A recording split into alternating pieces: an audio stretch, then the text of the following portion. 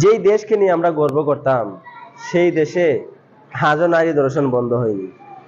যেই দেশকে হাজারো মানুষ রক্ত দিয়ে, প্রাণ দিয়ে, হাজারো মানুষ শহীদ হয়ে এই দেশকে স্বাধীন করেছে, সেই দেশে আজ স্বাধীনভাবে কথা বলতে পারা যায় না। আমরা অনেকে বলি কি, যে সরকার চেঞ্জ হলে, সরকার যদি ক্ষমতা থেকে নামে, তাহলে মনে হয় দেশ শান্তি হবে। আমরা অনেকে চাইতেছি সরকারের পদত্যাগ, কিন্তু ভাই, দেশ স্বাধীন হওয়ার পর থেকে আজও কত সরকার, কত প্রধানমন্ত্রী আসলো আর গেল, দেশে কি আজও শান্তি এসেছে? আমরা মনে করি কি এই সরকার চলে গেলেই শান্তি আসবে। ভুলও না, কখনোই শান্তি আসবে না। কারণ কি জানেন, শুধু সরকারের দোষ দিয়ে লাভ নেই। একটি শুকনা দেওয়ালে যদি এক মগ পানি মারা হয় উপর থেকে, এই পানিটা নিচে আসতে আসতে একেবারে শেষ হয়ে যায়, পানিটা আর আসে না। যেই দেশের প্রধানমন্ত্রী থেকে টাকা আসে, তেমনি ভাবে আস্তে আস্তে এই শুকনা দেওয়ালের পানির মতো একেবারে একটা মেম্বারের কাছে আস্তে আস্তে টাকাটা শেষ হয়ে যায়। তো আমরা শুধু প্রধানমন্ত্রীকে দোষ দিয়ে কি করবো? প্রধানমন্ত্রীকে ক্ষমতা থেকে নামিয়ে দেন, আবার আরেক প্রধানমন্ত্রী আসুক, দেশে কি শান্তি হবে?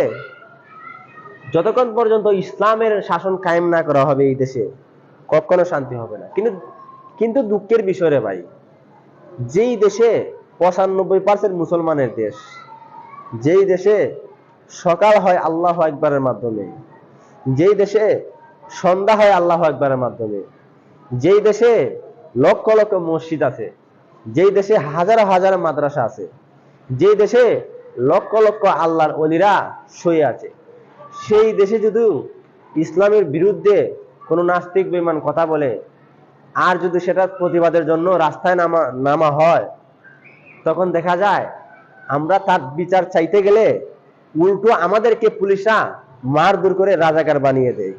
এটা কিরকম দেশ রে ভাই? আমরা মুসলমান জাতি, আমরা হলাম এই দেশের মানুষ, আমরা তো ভাড়াটি আসি নাই, কিন্তু আমরা কথা বললেই আমাদের ঠিকানা হয় জেলখানায়, আমাদের পরিচয় হয় রাজাকার। এই যে এখন বর্তমানে বলতেছেন এই শিক্ষার্থীদের, ওদেরকে রাজাকার, ওরা কি রাজাকার? কেউ কিছু বললেই রাজাকার হয়ে যায়। কি একটা পাইলেন রে ভাই! এমন একটা দেশ, যতক্ষণ পর্যন্ত উমরের মতো শাসক না আসবে এই দেশে, ততক্ষণ পর্যন্ত আল্লাহর কসম এই দেশে শান্তি আসবে না। এতে আমরা নিজেরাই দোষ। অথচ দেখেন তো, আমরা মুসলমান, প্রত্যেক গ্রামে গ্রামে মুসলমান, প্রত্যেক জেলায় জেলায় মুসলমান, কিন্তু আমরা কেন একজন মুসলিম শাসককে এবং একজন ভালো মানুষকে আমরা ক্ষমতায় আনতে পারতেছি না? শুধু একাই যে প্রধানমন্ত্রী থাকলে উনাকেই সব দিতে হবে, উনি কি সারা দেশ ঘুরে দেখে? প্রধানমন্ত্রী এবং আপনারা যখন বাড়ি বাড়ি আসেন, ভালো এমপি দরকার, ভালো মানুষ দরকার, মেম্বার, চেয়ারম্যান, এমপি, নেতা খেতা যাই আছে না কেন, আমরা নিজেরাই তো খারাপ। আমরা যদি আমাদের নেতা এবং এমপি ভালো মানুষ, সৎ মানুষকে আমরা তো আমাদের এলাকায় ভোট দিয়ে পাশ করাই, এমনিতে সারা বাংলাদেশ ভালো হয়ে যাবে। আপনার এলাকা দেখেন না, আপনার এমপি কি করে? আপনার এলাকা দেখেন আপনার মেম্বার কি করে?